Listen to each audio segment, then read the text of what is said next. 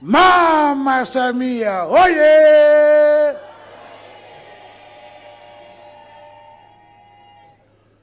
Dr. Mwigulu Nchemba oye! Mashujaa wangu wa Sumbawanga oye! Hamjambo? Habari za masiku?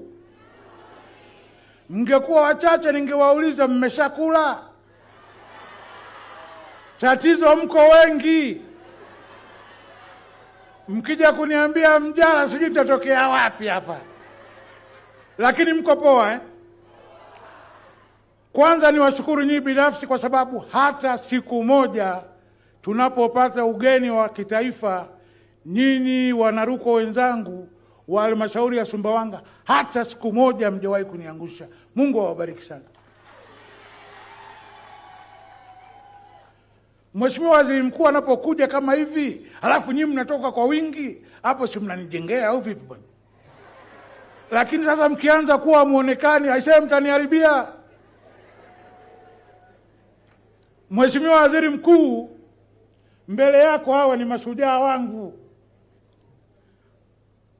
Miaka 3 iliyopita hawa wamenipokea katika mkoa huu. Hawa ni watu wema sana hawa.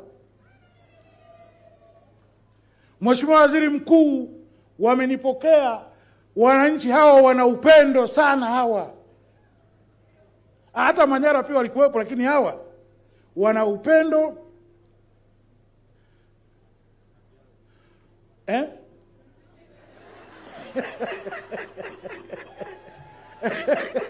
Alafu pia wana science scheme. Leo ilikuwa mvua inyeshe hapa, lakini kwa heshima yako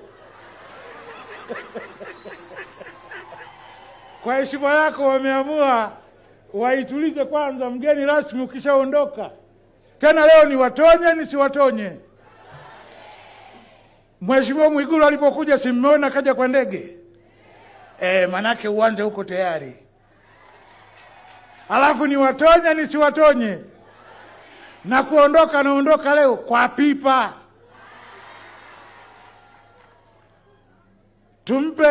Tumpe maua yake. Mheshimiwa Rais ametuwekea uwanja wa ndege mzuri sana wa kisasa. Alafu mimi kwa niaba yenu nimemuomba Mheshimiwa Waziri Mkuu lifti. Leo napanda naye pipa.